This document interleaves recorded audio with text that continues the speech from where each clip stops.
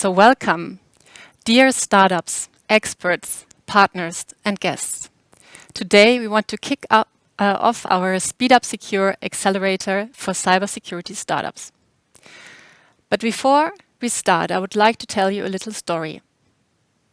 At the beginning of this year, a startup mentor called me. We are already organizing and planning this whole event. And he said, "Dear Kalina, I have some ideas for our accelerator." I thought this was great. Why? Because he's truly engaged in our mission to support startups with innovative ideas and technologies in the field of cybersecurity to scale and accelerate their business. And it also means that he feels part not only of a program, but of a community of like-minded people driving innovation and cybersecurity forward. So I promise you, if you aren't part of our community yet, you want to be part of our community after this meeting. Our agenda highlights today. We have a keynote of Dror Liwer, founder of Coro, of Dr. Kevin Füchsel, founder of Quantum Optics Jena. He was the first prize winner of SpeedUpSecure in the last year. We will present the 4 incubators for cybersecurity, each with a startup success story. And, of course, we will introduce the new startups in the program. The purpose of today's event is to welcome the new startups in the program and to kick off with loads of entrepreneurship, energy, and insights. So it almost became a tradition that Dror Liwer, from the startup nation Israel, founder of Coro, is our keynote speaker. Coro is one of the fastest growing cybersecurity companies in the world right now. Each year, Dror had something more great to add to his story. So I'm looking forward to hear what it is this year. Dror Liwer, we are so happy that you are here with us today. Hi, Dror. Wonderful. So first of all, thank you for inviting me. I'm honored and really happy to be here.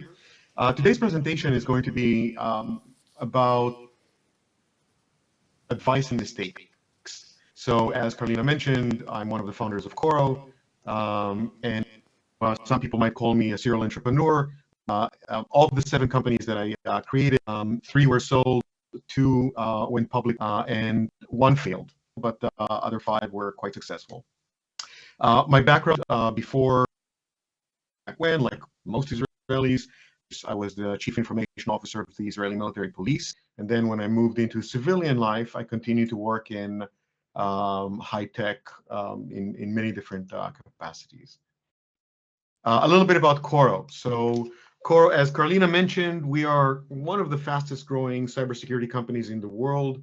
We've grown 300% year over year from a revenue perspective for the last 3 years in a row. The plan is to grow another 300% this year. We have raised $180 million so far.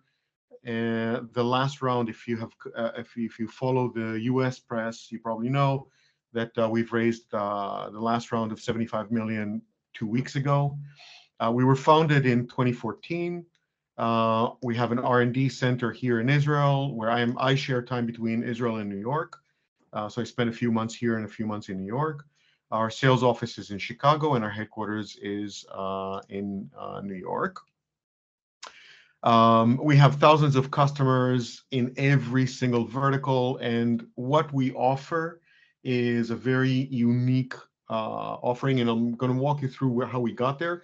But we offer an end-to-end cybersecurity platform for mid-market companies. Mid-market companies in the US are considered companies from 200 people to 2,000 people. So a lot of the names that you see on screen right now, you probably have never heard of, and that's by design. We service the folks that nobody else services in the market. And we won a bunch of awards. We just won the 2023 Cyber Defense Magazine Award for Excellence again.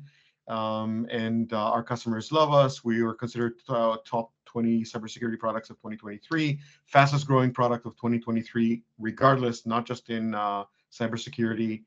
And that's enough with propaganda. Now we're going to move into the actual content of the call. So this is the cybersecurity landscape in the world today. Well, actually, this is an image from 2021, but it's very similar. There is about 4,000 companies that do cybersecurity in the world today. And by companies that do cybersecurity, 2,500 of them are technology companies, and then the rest are some sort of services and technology. So the main question is, all of you are startups in cybersecurity, as are we. The main question is always, how do you stand out? How do you differentiate yourselves from this massive list of companies out there, some of which have tremendous amount of experience and revenue in the past? Another question is, and how do you differentiate yourself is by three things. One is, what is it that you do? Are you doing something different than anybody else? By doing something different than anybody else, by covering a cybersecurity threat nobody else is covering? Or are you doing it differently than anybody else? So attacking the same problem, but in a different way. So it's about how do you do it? And last but not least, it's who do you do it for? So we didn't invent, Coro did not invent any kind of new cybersecurity or new threat. What our unique approach is, who do we do it for?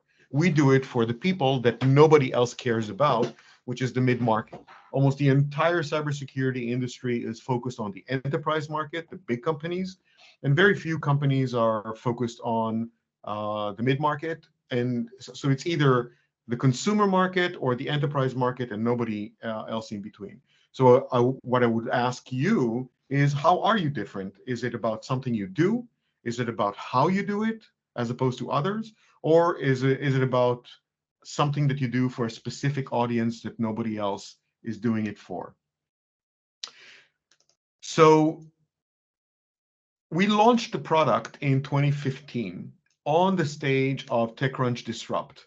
It's considered, if you have seen Silicon Valley, the TV series, where Pied Piper is on stage and does a demo of their compression. We did the exact same thing. If you go to TechCrunch and you see, it's one of the most embarrassing pieces of video that you are going to be able to see.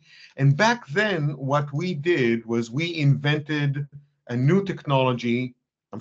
We invented a new technology that focused on a new threat. And the threat was called commjacking, which is basically an attacker being able to do a man-in-the-middle attack in either Wi-Fi or cellular networks. And we figured out a way to prevent that. And our entire messaging to the market was, there is this big new threat out there, and we're the only company in the world that has a patent on how to resolve that. And then we learned lesson number one. Lesson number one is, scaring people just doesn't work anymore. People are scared enough. And as a security company, the first thing that we want to talk about is, there's a threat, and we're there to resolve the threat, and you should be very, very afraid of the threat. Well, people are afraid enough. We don't need to convince them to be afraid anymore.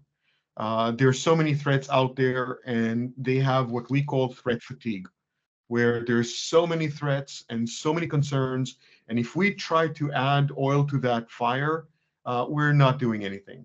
So that was lesson number one. Whenever we try to talk about threats and scaring people, everybody nodded, everybody agreed with us, nobody cared.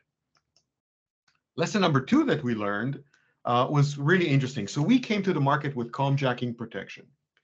And of course, like all cybersecurity companies out there, we were focusing on the enterprise market. And when we went to the enterprise market, all of the big banks and all of the big Goldman Sachs and Google and everybody we spoke with, everybody said, wow, this is a very unusual threat. And indeed, you are solving a very interesting problem. But that problem is one of many problems that we deal with. And we're not seeing this as a reason enough to add yet another product to the portfolio of products in cybersecurity that we manage. So you need to do more than just commjacking protection. So we said, okay, more. What is more? And they said, and we brainstormed and we came up with a whole concept of connectivity management. Commjacking was about identifying whether the network is safe, unsafe, or malicious.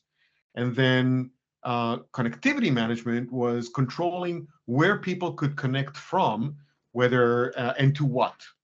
So if you were on an unsafe network, I might let you get to your emails, but I might not let you go into Salesforce. And again, our customers said, very interesting, very good stuff, A for effort, but not good enough. We need more.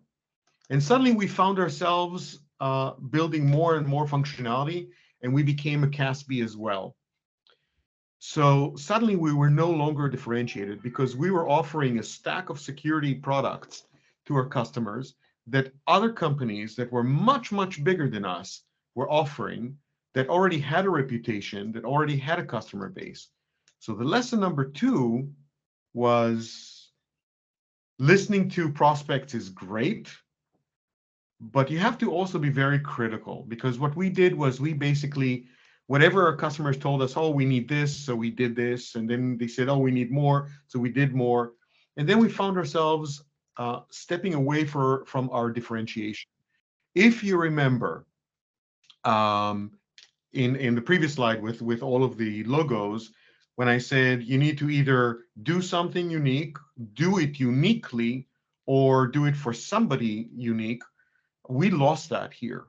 And we found the company beginning to really falter because we were not really focused on doing something unique, or doing it in a way that nobody else was doing, or doing it for a market it was doing.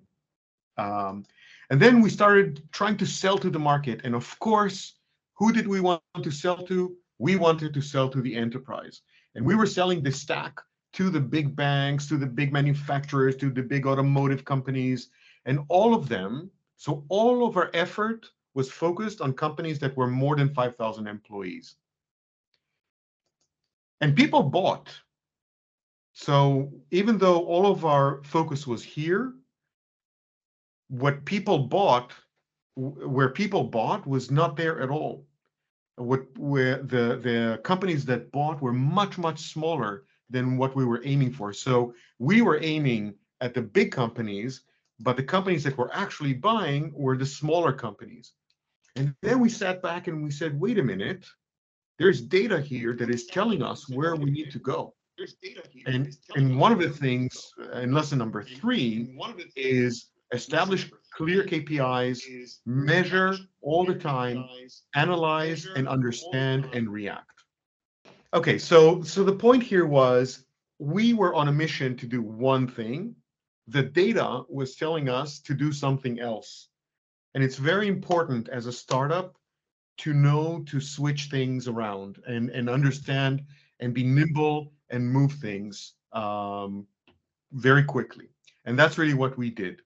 So we said, okay, if the market is telling us that it's mid-market companies that are interested in us, then let's go and sell to mid-market. Why should we waste time on the enterprise, which, enterprise sales is very long. The sales cycle is very long and very complex. So that was lesson number 3. And lesson number 4 was, okay, so if you're selling into a market, if you're selling into a market, product market fit is not only about the features. So what you see here is our original product on top, and then the product on the bottom is what we ended up selling into the mid-market. What we discovered was that in the mid-market, they had a few other issues that we needed to resolve. So if we decide to go after a certain audience. Remember the three differentiators from the first slide. Either do something different, do it differently, or do it for somebody different.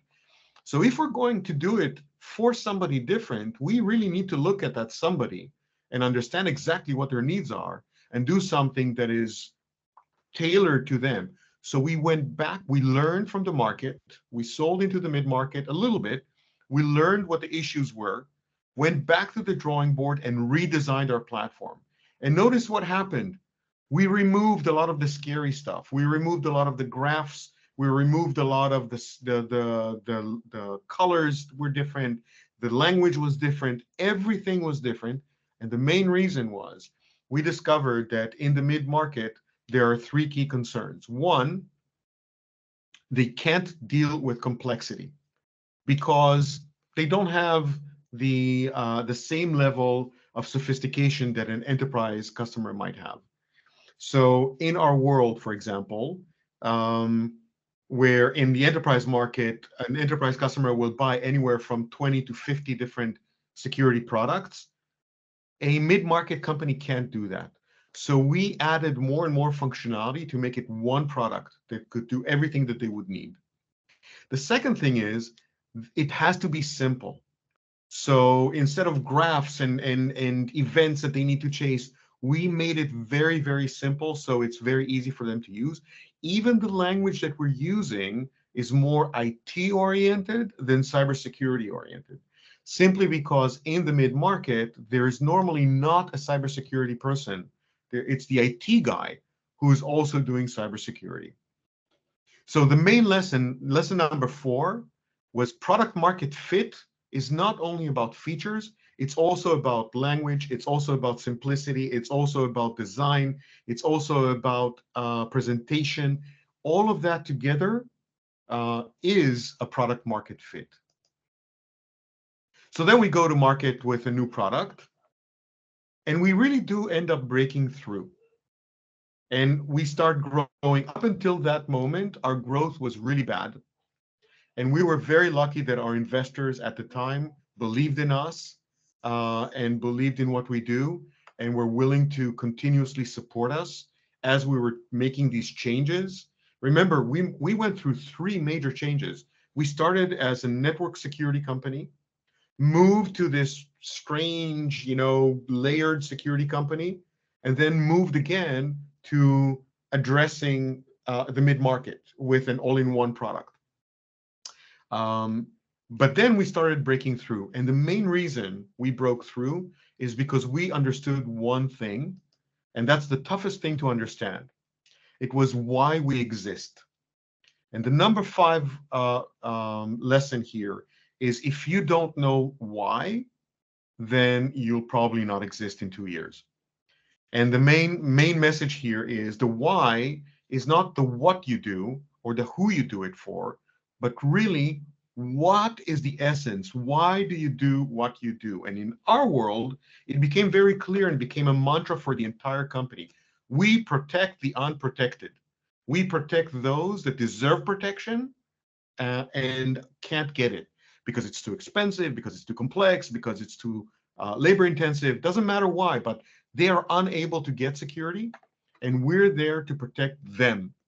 And it became a mission for the company. What do we need to do to make sure that we protect those that are unprotected?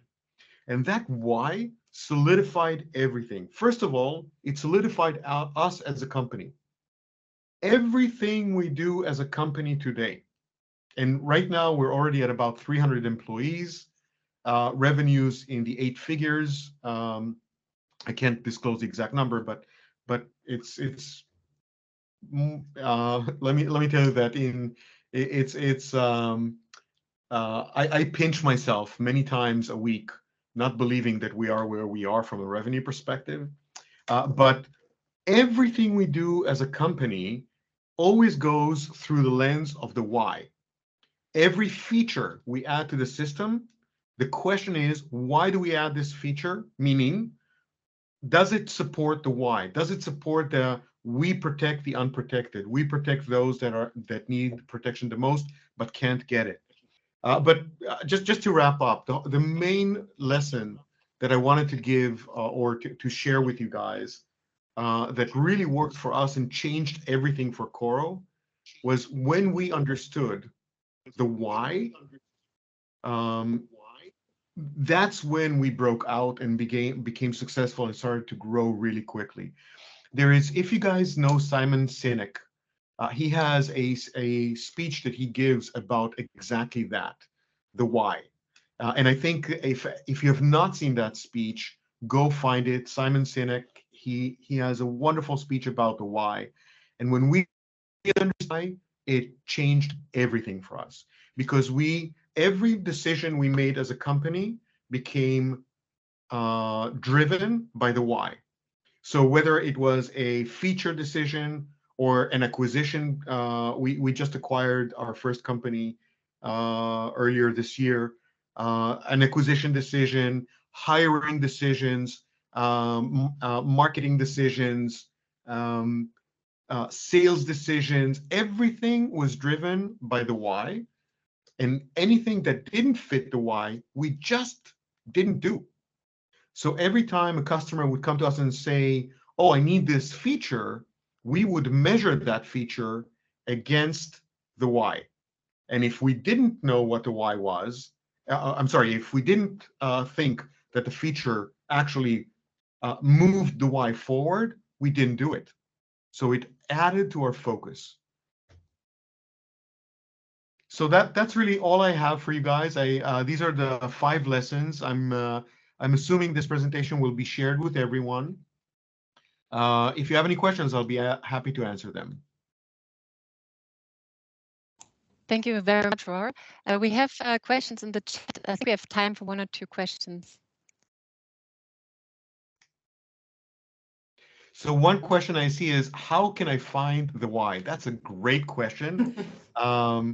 And it really takes introspection and thinking internally, and working with your co-founders and really asking the hard questions. It didn't come easy to us, believe me. It took us almost 2 years until we got to the actual why. And I think that the number one thing that changed everything for us was when we understood what our value was to the world. So it wasn't about generating revenue, and it wasn't about return on investment for our investors. It was all about adding value to the world, protecting those that need protection. So it wasn't about us, and it wasn't about the investors. It was about what do we do to make the world a better place for others. And I can tell you, I mean, if you go to our reviews on G2, you'll see that reverberating because our customers are saying that we're a godsend to them, we're changing their lives, and once you get there, once you are able to make an impact on others, that's when you know that you've reached your why. But it has to come from within. It has to be, and you have to be honest about it with yourself and with your employees and with your customers, because the moment something there is fake, everybody knows. Everybody notices it. And the first people to notice it will be your employees.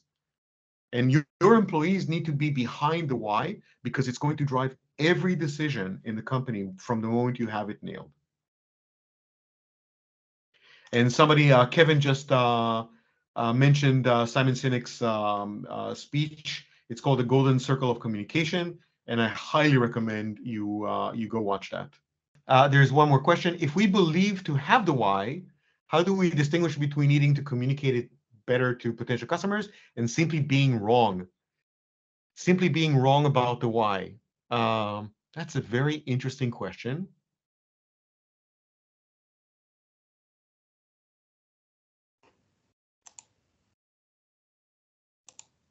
I'm thinking. I'm not just quiet. It's not that the sound broke off. I'm trying to think. I mean, obviously, as a startup, the likelihood that you're going to be wrong is at least 80%, because we all know that at least 90% of startups fail. So this is a hard road you're on. Startups are designed to try something new. And when you try something new, it doesn't always mean that you're right. The main thing that we've done, for example, we've changed our course 3 times along the way until we got it right. So what you need to do is test your why in the market, and if it's wrong, be brave enough and confident enough to change it and not get stuck. It's very easy. And I've seen a lot of people get very defensive about their goal or their idea or their why, and then get really, really stuck there and not change.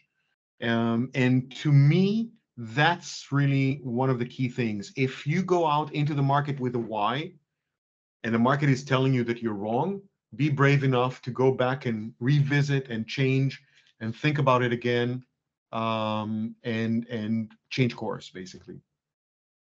I think we're out of time based on my clock. Carlina? Yeah, that's fine. Thank you so much for your encouraging words and for being here. And yeah, it was, I'm sure it was a great keynote. I could just hear parts of it. But yeah, thank you so much, Dror. Also for My pleasure. answering the question. Very interesting. So next, since the start of our program 3 years ago, the Accelerator program grew in all dimensions. We have more startups, more partners, more experts on board, and therefore more resources to offer to our startups. That is why the program is not only 2 months long anymore, but 5 months. So we offer pitch events, investor speed dating events, individual trainings, mentoring, expert talks, coaching sessions, networking, and more. So the program guide, Dear Startups, is on the way to you. And it's packed full with really cool stuff. But yeah, let's ask a testimonial. So Dr. Kevin Füchsel, who he's founder of Quantum Optics Jena, and the last year he won the first prize. So Kevin will share with us his learnings and also what happened since the last year. Kevin, I'm very happy that you're here today. Thanks a lot, Carlina. Happy to be here. I hope my mic will work and you can see my video. So I'm in the US right now in a hotel. So hopefully this works. All right. So yeah, let's get started. We share the presentation and you can click through. There we go. Yeah, welcome everybody, and thanks for having me today. As Carlina mentioned, I have 2 points for today. So the first thing would be to tell a little bit about our story, to give you some insights. I think we are a little bit special because, as you can read it in the name, we do some quantum things. And the second part will be telling you about our experience with the program and why you should participate and listen carefully. That would be my first advice for you. So yeah, let's see if this works with the presentation. Check. Perfect. Yeah, it's a little bit blurry on my side, but I hope it works at your side. So Quantum Optics Jena, it's not only about me. It's we grow a lot during the last year. So from, I just looked it up, 10 people last year. We are now 18 people in the company. We found our daughter company in the US just 6 months ago and hired our first employee there as well. So a lot of things are going on, and I'm totally happy to share what we have done so far. So we get our seed investment 2 years ago with 3 very good investors. So FTTF, BMT, it's a local fund. FTTF is the Fraunhofer Tech Transfer Fund. So we are a startup from the Fraunhofer Society, and we have ELAS Technology Investment, which is a private investor. And they believe in us. So, and I really listen to Simon Sinek. go through this video. It's a very good video, and listen carefully and think about it. I think the why you are doing things, that's the most important thing.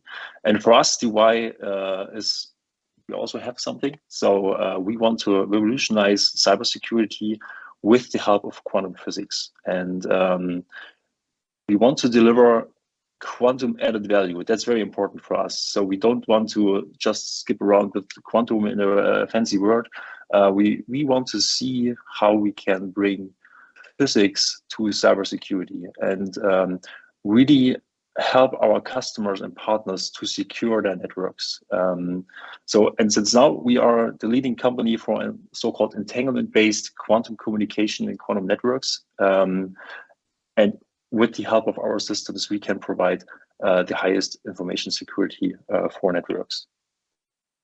So for us, it was very surprising that last year the Nobel Prize for physics go to 3 physicists, so Anne Aspect, John Clauser, Anton Zeilinger.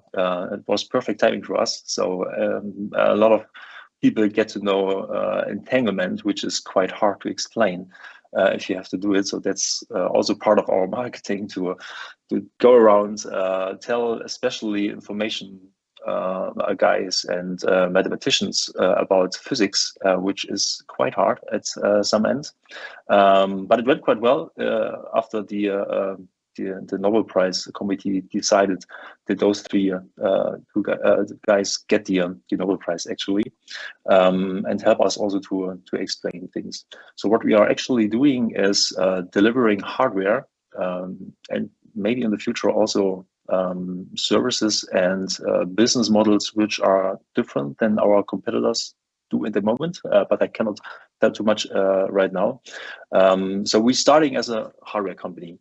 So we create entangled photon pair sources.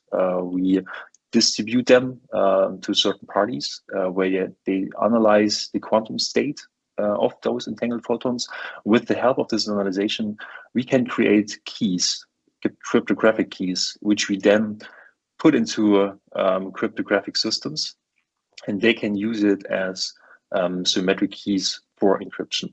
You can go from layer 1 to layer 9, so from the optical fiber connection to the application layer, which opens a lot of opportunities in different segments, I would say. So also for us, it's very important to be flexible. Would also be my guess or my suggestion. Be flexible. Think about your business model. Think about opportunities where you can grow, which fits with your why at the end. What also was important for us, we want to deliver. So there are a lot of startups who have fancy websites, who have very good marketing material, but we believe, especially in our segment, the mouth-to-mouth propaganda is very important. So we deliver, or we want to get feedback from partners, from customers as soon as possible. So the first thing I do, if we have somebody who's interested, I invite them to come to our labs to see the system, to see how we can integrate the system into IT infrastructure. And last year we have the opportunity to deliver 4 systems to partners. So on the right, you can see the University of the Bundeswehr with Udo Helmbrecht, who is the former BSI president. They bought the first system from us. Then in the middle, on the upper part, there's the PTB, so the Physikalisch-Technische Bundesanstalt. They built up a quantum repeater and quantum memory network, and therefore they need a QKD system, which was delivered from our side. And 2 other pictures were more in the data center field, where I cannot tell you who is the customer behind. But it was very good for us to have first customers after 1 year of development. So we learned a lot and can, let's say, fix or go from a R&D product more to a productive system, which then should be scalable in the future. We also are very happy about the achievements we get so far. So we founded the company in October 2020. We have the seed round in 2021. We found our daughter company in the US in North Carolina in 2022. Are the SpeedUpSecure pitch winner. That's why I'm here. But we're also very happy to be the winner of the Innovation Prize Middle Germany in 2 categories. So the information technologies category and the overall winner for Middle Germany. And last year, that was very surprising for us. We were cited by Capital as one of the most innovative companies in Germany. To be honest, SpeedUpSecure does a lot for this because a lot of our pitch decks would be optimized or was optimized during that day. So since it's May 4th, my last slide is May the 4th be with you. To give you some feedback about the program you will get into and what we learned. So one of our blocks was fundraising.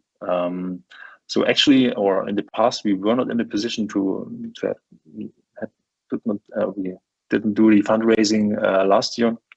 But I suggest listen carefully, especially to the mentors. They give you very good advice. You will get a lot of good contacts at this point. Gradings to Malta and Uwe.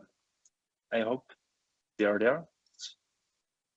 So I have an echo there. Still. So Sven, maybe you can unmute yourself. Perfect. Perfect. So then we have internationalization, where we have where you have to listen carefully if you really plan to internationalize your company. So it was a very good help for us. Without the feedback we already inputs we get during this let's say program step, we won't be as we were today because we get some good introductions, especially to some help which you can get from the US as well. So keep this in mind. Keep also in mind, if you plan to do internationalization, it will take longer than you expect, and it will cost you a lot of money. Leadership and organization. So I think you are also at the beginning of your journey. Be assured, if you grow in people, you will have different issues, not only on product side, also with your employees. So listen carefully to really get some insights, what you can do, what you should do, what you should not do. That's very important. The marketing, the marketing sessions were very helpful. Here also my advice would be get out. So get out, listen to your potential customers, get feedback as soon as possible to develop your product with the help of the customer. So there is no better R&D partner for you than potential customers or partners. So listen to them. And last but not least, the sales aspect. So one advice would be don't focus only on investors. The best investment for you will be sales. So go out, try to bring your product to market and get some sales. And one of our coaches there just recommend our CRM system. So it's Pipedrive. I don't want to make advertisement here, but this was a suggestion from a coach, and it read very well for us. So we're also using this tool right now. So at the end, I think it's a very good program. We need something like this for cybersecurity startups. So use it and ask questions. There are no stupid questions, to be honest.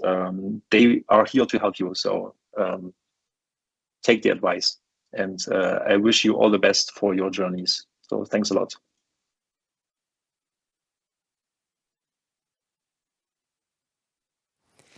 Thank you very much, Kevin. So that worked quite well, although you were in a hotel. So that was good luck. So thanks. Maybe is there one question in the chat that we could ask? Use the chance. I would like to thank for the wrap up of our program that you recommend our program. It was great having you last year, and we wish you all the best, and we sure will follow you on media and yeah, see what's happening in the next time, and yeah, stay in good contact. So next, I would like to present the SpeedUpSecure accelerate the incubators, the 4 incubators for cybersecurity, which so the accelerator is organized by SpeedUpSecure Athene in cooperation with the partner incubators Cube5, CISPA, and Castel. SpeedUpSecure Athene is the National Research Center for Applied Cybersecurity, and it's a joint project of the Technical University Darmstadt and the Fraunhofer Secure Information Technology in Darmstadt as well. CISPA is the incubator of the Helmholtz Center for Information Security in Saarbrücken, and Cube5 belongs to the Ruhr University Bochum. SpeedUpSecure Castel is the incubator of the KIT, Karlsruhe Institute of Technology. So all 4 incubators belong to the SpeedUpSecure initiative by the Ministry of Education and Research, short BMBF. So instead of introducing us in more detail, each incubator asks one startup of its ecosystem to tell about its success story. So we invited Alex Wiley, founder of ITSeal, for the SpeedUpSecure Athene incubator, Native AI, Johannes Korbis, for the CISPA incubator, and Chris Wojciechowski, founder of Aware7, for the Cube5 incubator, and Rohit Bahara, founder of Ashwin, for the SpeedUpSecure Castel incubator. We are happy to have you here today to share your success story. So, if possible, we start with Alex. Hey, you're there. Hello. Where are you? Yes, today, very good. Today is the day of technical problems. Ich bin umgezogen und dadurch ist die IT noch nicht totally set up. Genau. Könnt ihr die Slides einzeigen? Dann geht's los. Genau. Kannst du dein Handy drehen? Ja, kann ich. Sehr gut. Genau. Und jetzt kommen gleich die Slides. Da sind sie. Wunderbar. Klappt doch alles. Then in English, we switch back to English. Okay, English. Yes, today I want to give you a short a summary where we, our journey of ITSeal. So it was 2014 until 22, so last year. And I think I want to keep that part short. And it's more about, in your stage, what should you do? What are the do's? What are the don'ts? I mean, Dror already mentioned some practical stuff. So I think it's really good to speed up there. So very short, that's me. I started here at the Technical University of Darmstadt Biotechnology, and then founded straight after the university. I started the company ITSeal. So, and we built it and sold it to Hornet Security with 55 employees and with a 7-figure ARR. And my expertise in this area was go-to-market. It was all about enterprise sales and scaling up sales directly and later with service partners. So really, in short, we started 2014 in a small room with one whiteboard, 2 PCs, and we figured out what do we want to build. And it was like a security awareness training. At first, we, as Dror said, at first you don't have a clue what exactly you want to build and for whom, but this is like an iterative process. Yes. From the ITSA, we got the best cybersecurity startup of Germany in 2018. This was the first batch. I think we were also a bit lucky to get this award, but yes, and it was quite nice. So we got the Exist Förderung at first, and then as you guys, we got the Förderung of the BMBF. So, and as we started, we did some phishing simulations. Then we added some measurements about that. So we had a quite significant measurement for the employee security index, and then we added e-training, and then we built an awareness engine which sends out the right training to the right employee at the right time. So this was quite nice. The biggest companies we sold, this was, for example, the Deutsche Bank, which trusted in us, and BMW bought 150,000 licenses all over the world for the employees there. So this was quite nice as well. So the company exit was 2022, and my personal exit was 23. So in January. So in the moment, I'm completely free and enjoying life. So that's quite a nice phase of my life. So as we all know, the global trends are globalization, digitalization. So you're on the right track, because we have a great boom in cybersecurity, and I want to engage everybody to stick to this path, because it's a big field which will develop even more in the future. So I thought about giving you value in this talk, or the most value I can think of in a short time. So I thought you should focus on your really good idea. You have a problem, you can solve it. That's awesome. But is it really a big problem, and is it really a good solution for that? So, and is it scalable? So can you solve the problem in a scalable way? I think nobody wants to get paid by hours. We all want to get paid by value we are creating. So, and as it's also very important to really clearly identify your customers. Yes, when you go out and want to sell to everybody, that's probably not a great idea. You have to really focus. Who are you selling? Which person are you talking to? What is the questions you are asking? So this really, it's not rocket science, but you have to be really clear about that from the beginning. Who are you talking to, and what questions are you asking? So of course you should have like this elegant solution. Dror said it's simplicity. This is what I mean as well.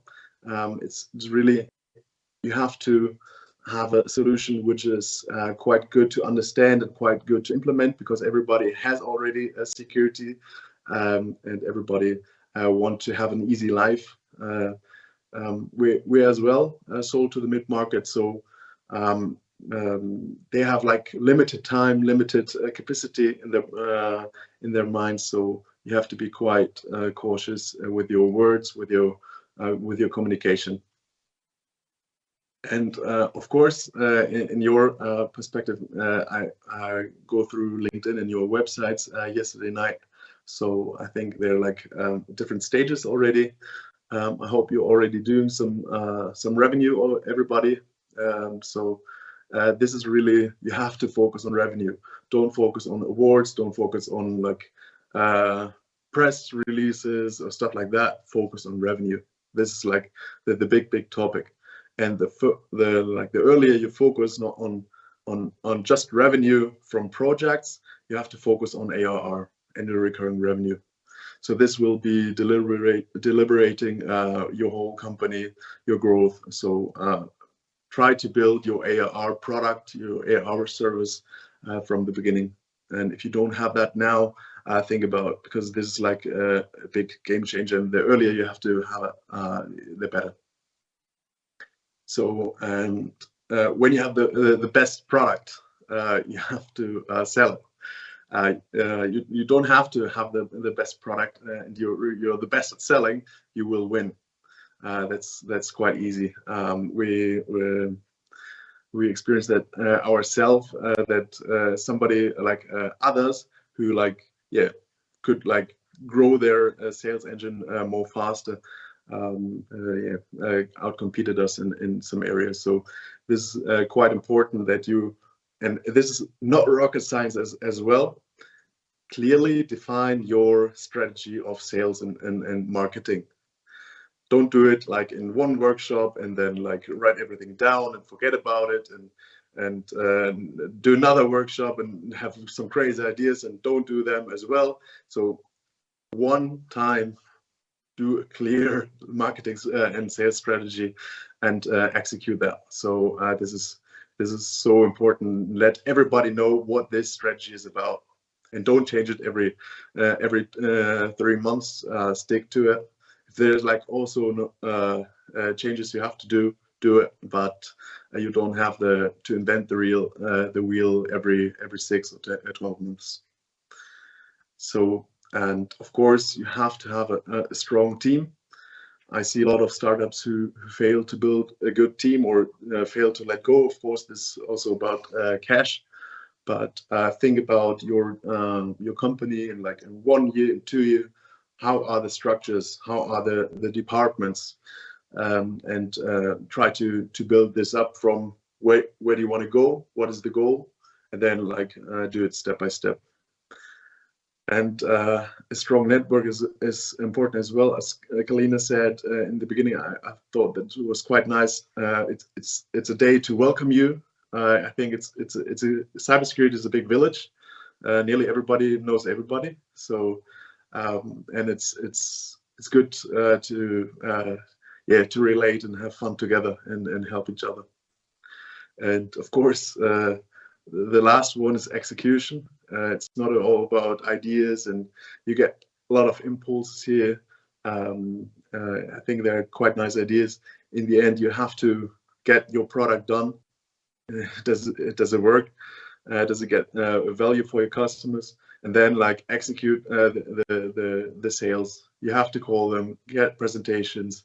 This is like a numbers game, and you have to drive that up. So I thought I'd bring you a small impulse as well. So if you haven't done it yet, I think this is a quite good example to get forward with your sales. It's about so just define it. When you think about the market, I added the numbers of companies in Germany. If you're planning to sell worldwide or Europe, this is as well. You can look them up as well. But have a look at the numbers of companies in which size, and think about the problem they are having. What are they like? What do they do with the problem now? What are they doing with the problem, or want to do with the problem, or how do you want to get the solution for this problem at the end of the year? This year, what do they have, and what do they have in 3 years? So this is quite nice. So you can adjust who's going to buy. There are a lot of companies who are really interested but won't buy in the next 3 years. So you should not focus on them. So try to get a brainstorm 30 minutes how you want to fill this up, and clearly define who's your Zielkunde, who's your company you're targeting, who's your persons you're talking to, what questions are you asking them. Define it and make a clear process out of it. And at the end, of course, what is your ARR goal? And of course, I think this is also something what connects all of us. You have to have the courage to go out. You have to be proud of the product and the value you're creating, and put a lot of effort in it. So that all when went well, you will have a good time. So thank you very much, and I appreciate the time. Thanks for the invitation, and if you want to connect, I'm happy to connect as well. Thank you very much, Alex. And you are a coach for go-to-market in our program, so that's great. And Yes. so keep on enjoying life, and we be in touch. And thank you so much. So Yes, you do. bye. So next is Johannes Corvis, founder of Native AI. And we can't see you yet. So maybe you can turn on the video. Ah, there you are. Perfect. Yeah, You belong to the ecosystem of CISPA Incubator. Great to have you here. And exactly. yeah, we just need the slides and you can head on.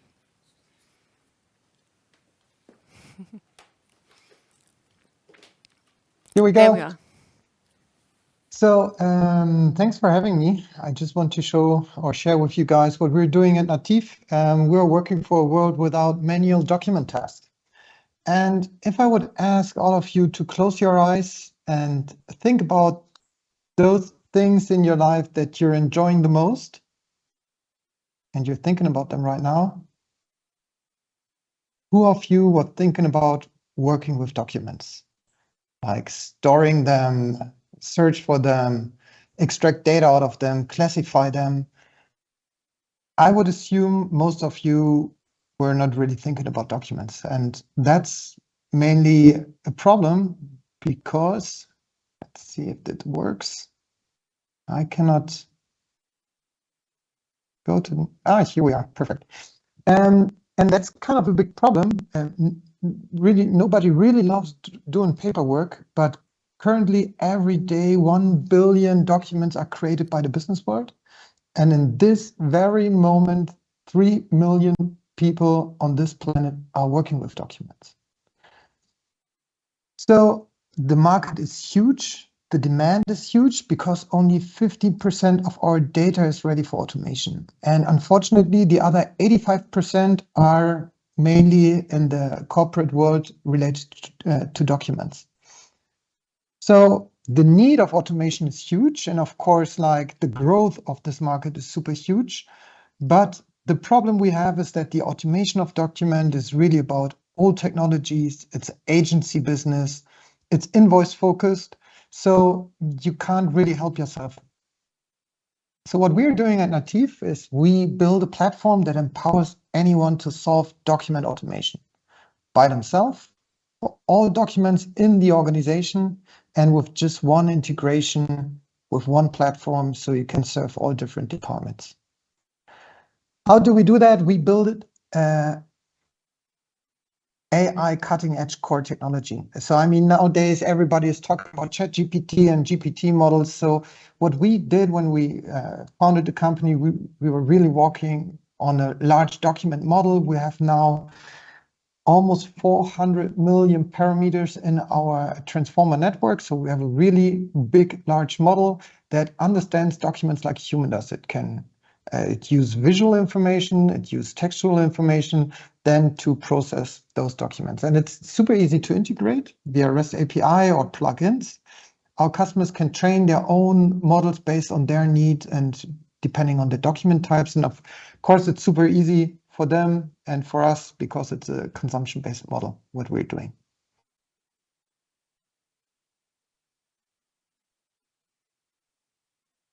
So if we talk about our technologies, we have different core technologies when it comes to documents understanding. First of all, it's a text recognition and a handwriting recognition, which is state of the art. It's a fraud detection, and that was actually what we did together with the CISPA, with the SpeedUpSecure program. We are working on an AI that can see if the document was manipulated. We have document classification and data extraction. And so what we can do on our side is build complex workflows because every AI technology can be aligned in a workflow. So that's super easy for our customers to really automate any process based on the needs that they have. So one of the most important technologies when it comes to document automation is really OCR technology, like the reading part. And when we founded the company in 2019, went to the Silicon Valley, talked to people, they said, don't do OCR. If you can Google it, you get more than 1 million results, it's done. But it's not. Although back then we already had 100 million results. And the problem about OCR was really that it's old technologies with limited automation rates. So if we compare ourselves, and we're doing that on a weekly basis, to like a market standard such as ABI, we have 57, or ABI has a 57% higher character error rate based on our data set. So, and if you can't really read precise, then you cannot really automate processes. How it works, I can show you. I can show it to you here. So you can upload a document, then our AI is looking at the document like human does. And what you get, like in real time, you get all the important parameters that we found. We show you exactly where we found the parameters. And we have some warning if we detect the fraud or if numbers are not matching based on the information that we have. And even here, I mean, it's a really poor scan quality. It's not a problem for us. And by providing all these informations, also with the confidence level, how secure is the AI that read it correctly, this can be easily automated. So how do our customers use us? I mean, one of our customers, it's a platform that digitize paper mail, and they're using us as the technology platform to really offer their service. We can classify paper mail in more than 1,000 different categories. And for them, it was like really easy to integrate us. Other customers are using us for invoice automation. So usually it takes up to 10 minutes to type those information from an invoice. Of course, salary cost appears, but with such a technology, you can do it in real time and for a fraction of the price. But also customers are using us for individual AI technology, like SendJob or Aux Money. They used us to build models really to automate their problems. So you don't need machine learning experts. You don't need a large document set because our general AI just needs a limited amount of documents. So the advantages, of course, we have developer focus, but we have really easy to use interfaces. We're GDPR compliant, which is super important for customers like banks and insurance companies. It's all our own IP, also thanks to the SpeedUpSecure program that we had the possibilities to really do this. And we can deliver super high automation rate. We have real-time results, and we can deliver real impact because we say we reduce paper and paperwork over all departments. Some of our KPIs, we have now more than 30 customers, also really big customers. We're processing more than 3 million pages. And as you can see now, we're a pretty big team. 62 people are working for us, with us together every day to solve document automation, to free the world from manual document tasks. And as you can see, we're backed by the CISPA through the SpeedUpSecure program, but also in the meantime found promising investors like Red Alpine, 468, HDGF and FLOC. So that's about native AI. And yeah, thanks again for having me here. Thank you very much, Johannes.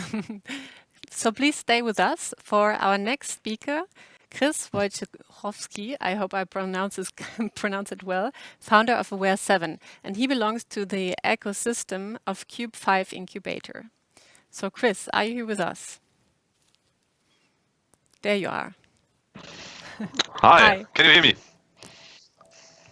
We can't hear you yet. You can't hear me? Now I hear you. Okay, fine. So great to have you here. You jumped in for your colleague on short notice. Yeah, very spontaneous. Yeah. So you're going to tell us without a pitch deck about your company and your startup, and maybe a few words also about the Cube 5 incubator and SpeedUpSecure if you like. Yeah, thanks for having me, and I'm very proud to tell you that the Aware7 company is still existing, because in the Corona pandemic we have struggled a little bit and shifted our business model. So at the start of our company in 2018, we have focused on OSINT scans. So we performed a scan to collecting and evaluating data to give you a risk score to say, hey, there are so much information about you in the internet, you have to do a better job. You have to remove them, or you have to by consulting to reduce the amount of information. And yeah, what we are now an innovative company specialized in IT security services. We are based in Gelsenkirchen, that's near Cologne or near Düsseldorf. Yeah, and we offer a lot of services and some of products and training to help businesses to protect their systems from cyber attacks. And yeah, I have some slides to introduce us. So some words about me. In the past, I studied internet security and I've made some certifications, and these certifications are based on our consulting services. So we are preparing businesses, by example, for the ISO 27001 certification. We are ISO 27001 certificated in the past year, and yeah, that's important for us as a consulting firm. Yeah, and we are around 30 people. In the next slide, I have some more information for you. But what we are doing, our core competence is the penetration testing. And yeah, we are proud to say that we deliver over 100 person days per year for our international clients. So we have one of the biggest pen testing teams in the area of North Rhine-Westphalia, and our high degree of technical expertise enables us to stay ahead in the ever-evolving cybersecurity landscape and provide solutions to businesses across various sectors. And that is the reason where we are booking for. So the people which are working for us are high expertised workforce. And yeah, so we are testing web applications, mobile apps, and some hardware penetration testing we are performing to identifying risk and help the businesses to reduce or mitigate them.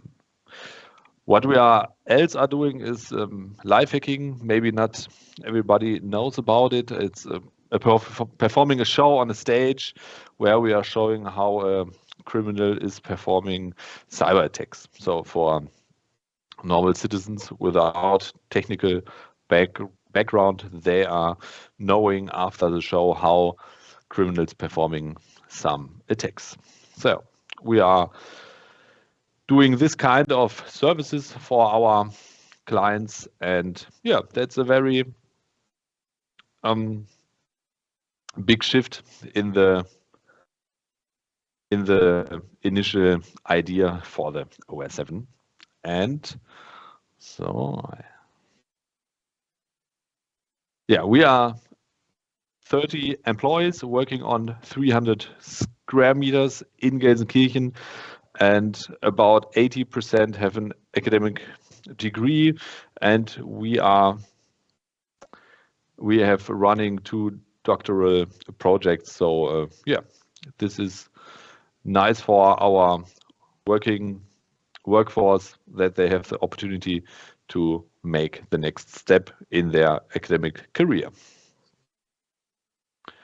Some words about our engagement in other areas. So by example, we have our knowledge in the company, but we are willing to transferring the knowledge in the companies, in other companies who are interested to develop their own security stuff. And yeah, we are one of few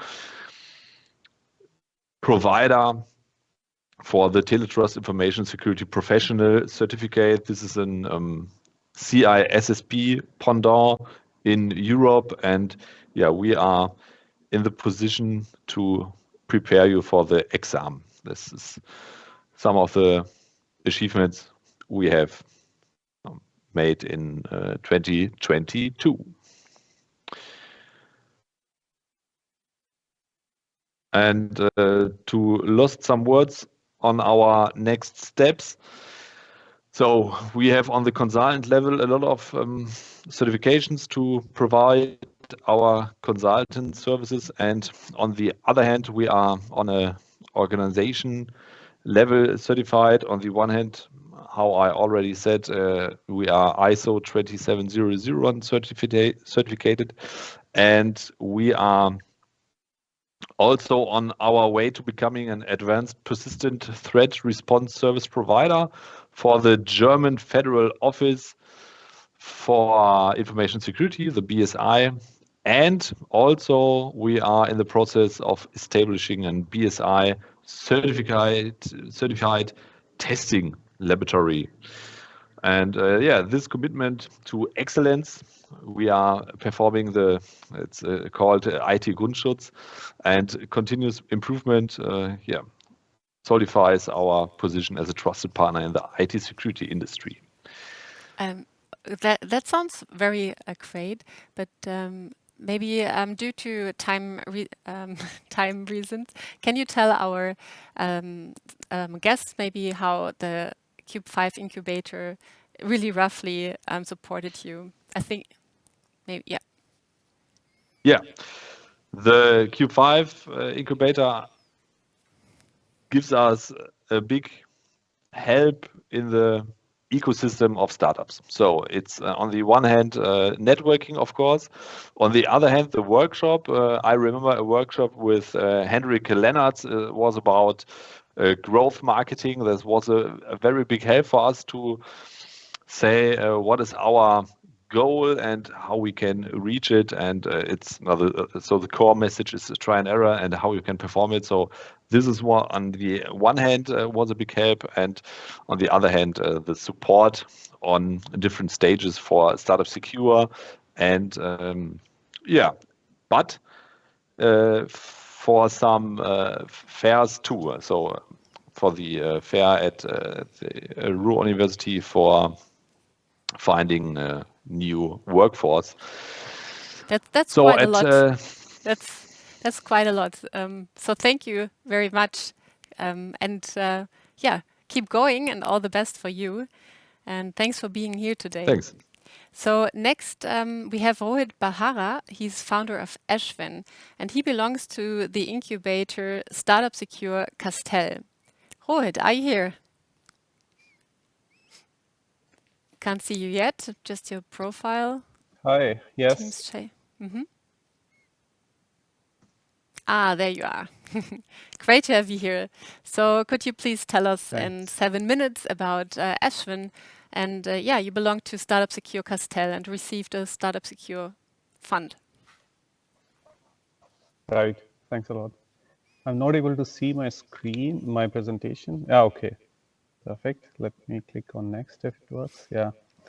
Okay, thanks a lot for having me here, and thanks a lot from Kassel. Alexander is also here, and he has helped a lot in our journey. So the company was founded in 2018, and then we became part, after a couple of years, we became part of the Castell, and we have been in touch with them for quite a long time, and we get involved in a lot of activities like taking part in these kind of events, going to some conferences, and helping if there are sometimes there are some accelerator programs for one particular region like India or China, then also we get involved in these things. So far it has been an amazing experience with Castell, that we are able to use their framework and their ecosystem. So a little bit about Ashwin. Let me see if the presentation is working. It's working, I'm yeah. clicking on that. Okay, for my side, it's a little bit slow. I don't know which screen is available, is visible at this point. Is it about the software? For us, it's fine, actually. You can go ahead. Okay, but I don't see which slide is visible on the screen. Right now, we see software and industry is getting complex. Okay, perfect. So software in the industry is getting very complex. And to put this into perspective, if you see the comparison of the software that runs currently, so the Apollo 11 mission that landed the humanity on the moon, it had around 145,000 thousands of lines of code. And the Boeing 747, it has around 6.5 million lines of code. And the modern car currently that runs on our street, it has around 100 million lines of code. So in that perspective, the software and specifically in automotive industry, it's getting more complex. And with the new transformation, with the autonomous, with the connectivity, and with shared mobility concepts, it's going to get more complex. And if you see that with some statistics, if you see that per 1,000 lines of code, normally the developers, they make 75 bucks, or they, with the coding that they do, that translates into 75 bucks. And after doing the testing and after fixing penetration testing and all types of testing, they are able to fix some of the bugs, but around 15 to 30 bucks translate or goes to the customers, the consumers which uses the software. I hope the slides are working because I still see the same screen on my side. Solution portfolio for connected industry. Okay. So if you look at these statistics, then there are a lot of software vulnerabilities out there in the software that we use every day. And Ashwin has umbrella of solution, and they have, and at Ashwin we have a portfolio of cybersecurity solution, which are Nth Street, Eagle Eye, Pawprint. And in these four verticals, we have multiple areas that we consider. One is about tracking the software in the supply chain.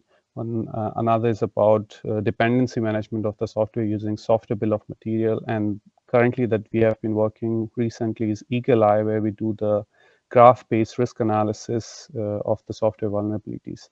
Just briefly about the TrackHound product that we have there. So if you see the automotive industry, it's quite complex. And on top sits the OEM, and then there is a hierarchy of tier suppliers where each supplier is working and developing the software components which are delivered in this supply chain, and finally it reaches to the OEM, and OEM install the software in the cars. The problem that we have identified in the supply chain is that nobody has an overview what's going on in the supply chain. So Ashwin has the solution that a CI/CD plugin that can be integrated with any kind of auto DevOps platform.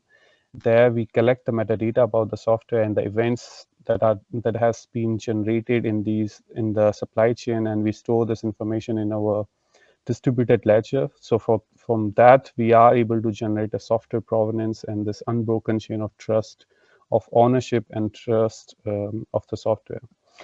Second problem with the vulnerabilities which are out there. So there are multiple vulnerability solutions, but the organization, they face the problem that this vulnerability list is quite long, and the vulnerability score which are out there doesn't have any context information. So Ashwin, we collect the information about the environment where the software runs, about the network segment where these assets run, and we contextualize all this information, and we use this contextualized information to prioritize the risks of the vulnerabilities. Briefly about Ashwin. So the company was founded in 2018. We are based here in Stuttgart. And last year we received 2 million euros of funding from investors, and we also secured 3.5 million euros of funding in research grant. So we work very closely with KIT and MIT and Fraunhofer Institute. At KIT, Kassel has been a very good integrator and ecosystem provider for us. So we are able to use multiple services from them. About, is the next slide about the team? Yeah, but I think the time is also up. So, but that Okay. but yeah, that's great to see your team as a final slide. And Okay. thank you also for presenting. And yeah, keep going. That sounds great.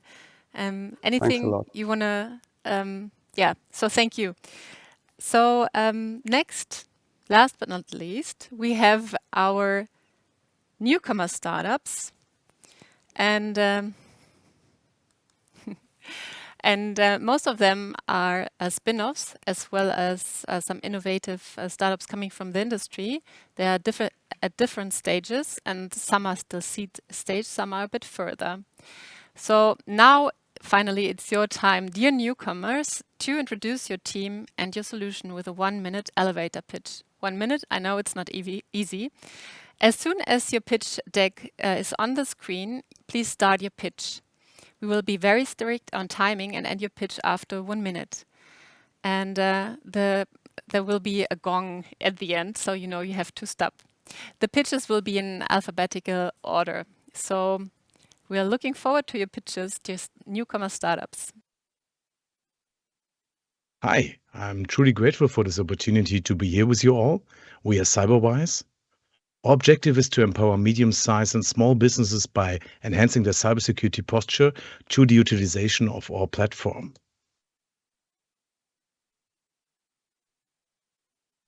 We're proud to introduce our software as a service solution designed to assist our clients in assessing their unique cyber risks. Our cutting-edge expert system is specially tailored to identify and address individual cyber risks. In the light of the identified risk, our solution offers guidance in selecting and implementing actions with an emphasis on enhancing security while maintaining cost efficiency. In the event that a company requires assistance and insights into best practices, our moderated community, which consists of both users and experts, is readily available to help implement effective cybersecurity measures. And an important aspect of our service is providing an initial assessment of prevention measures, as well as ongoing evaluation upon request at any point in time. Great, thanks. Devotee? Hi, my name is Sven from Devotee. So all of us are familiar with biometric authentication, which protects us from misuse and fraud. In IoT, this doesn't work out since robots or sensors often don't have a touchscreen.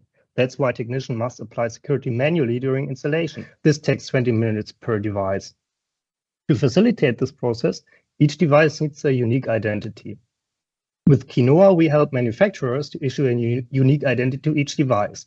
This identity will be used to securely authenticate the device in the field. That's why we've also developed a web application for operators to manage the identities to configure encrypted connections when the device boots up for the first time. In addition, all installed devices automatically receive configurations for the intended usage.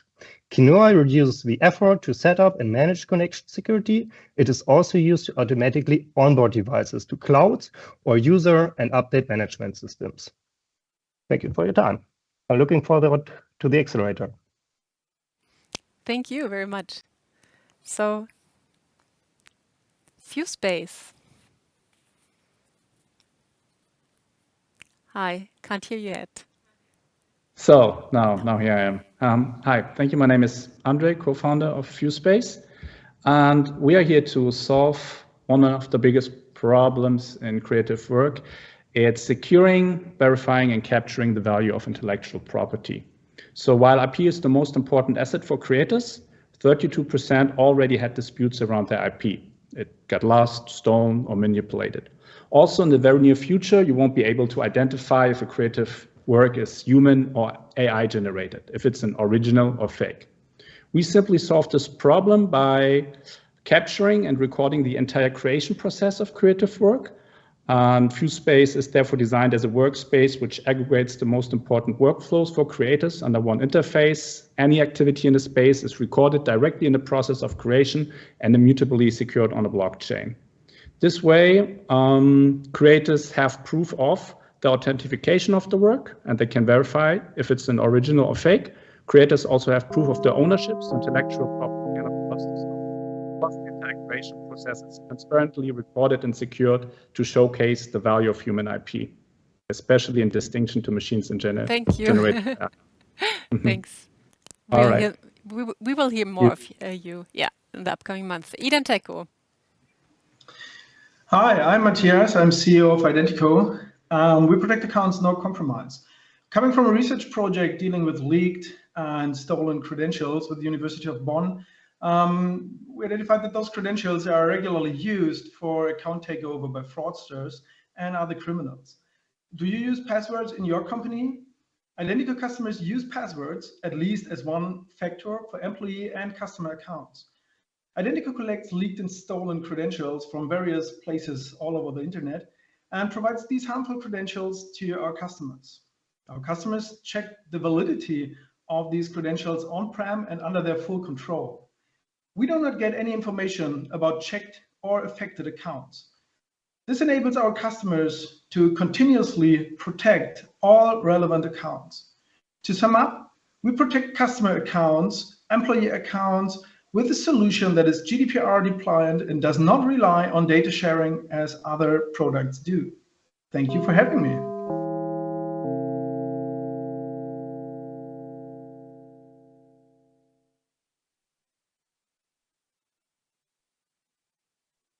Yeah, hello everyone.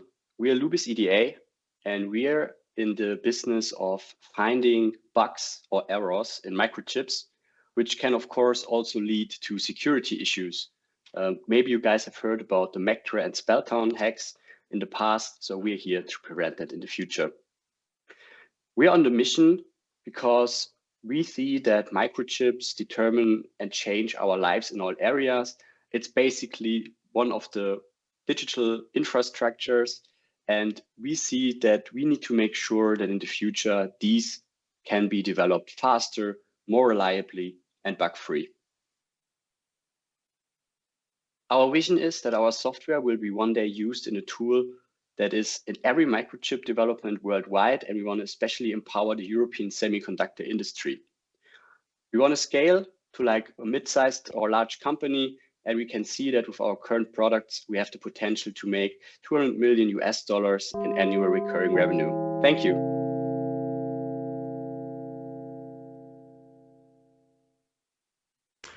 Hello, my name is Carola and I'm from Queriella, and we have an automated platform who allows a deep dive into app analysis. So the situation with apps is that their usage is constantly growing, but still every second app puts companies at risk, and the risk lies in the leakage of personal or sensitive data. And this can be expensive if you think about the loss of reputation and the huge liability risk you're facing. And so the solution is to have to check your app, please, with an automated platform, which is easy to use. You have an executive summary at the end of the day and a reporting. So our target group are mainly all involved in the app ecosystem, all companies. And our current stage is that we are founded since April this year, and we have a signed contract with VDE at the moment. And now we are looking forward to more customers and investors. Thank you very much. Thank you very much. So great. Sanctuary next. Yeah, hi everyone. We are Sanctuary, and we protect the software supply chain of embedded systems with our Zero Trust platform. Now, embedded devices today drive forward many of the current technological trends, whether it's autonomous driving, Industry 4.0, or also mega constellation of satellites. But the ever-increasing number of software services that are needed to implement these trends lead to a complex software supply chain that result in many cyber attacks. And in these supply chain attacks, the attacker aims to overtake the whole platform, which caused damage in the billions in the last years. And our Zero Trust platform solves the supply chain problem without complex compliance processes, but with a technical solution on the device. And the Zero Trust platform is a proactive solution that strongly isolates software services from each other to prevent cyber attacks. but still allows to protect communication between them based on secure identities. And this, the Zero Trust platform provides explicit trust management for software supply chains. Thank you very much. Savian.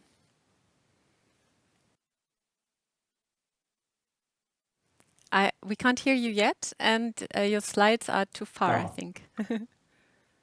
Okay, Yeah, so another start. Yeah, 95% of data professionals call for an increased use of external data sources, but there is no proper solution to do so. Therefore, we enable companies to benefit together from data. It's as simple as attaching a data source, defining a data product, and sharing and using data together. What sets us apart is our secure and simple solution. Savian provides secure data collaboration mechanisms like private data sharing, as well as tracking and monitoring of sharing process. At the same time, we aim to make data collaboration as simple as possible with a system designed as a plug-and-play solution and a user interface that is made for non-developers. As a team, we are well equipped for our venture. We are a spin-off of the Data AI Systems Lab at TU Darmstadt, and we are funded by the BMWF.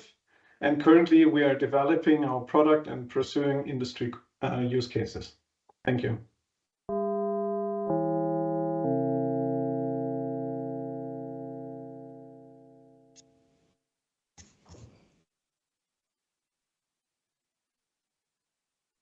Hello, my name is Sophie Wenning. I'm the CEO of TimeLords.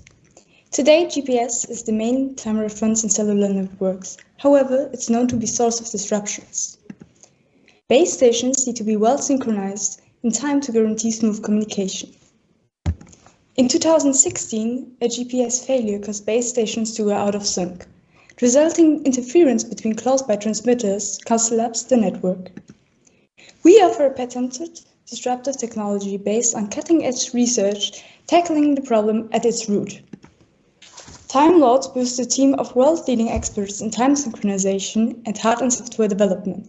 We are ready to cooperate with telecommunication companies to implement solutions tailored to their needs in 5 and future 6G networks. Thank you.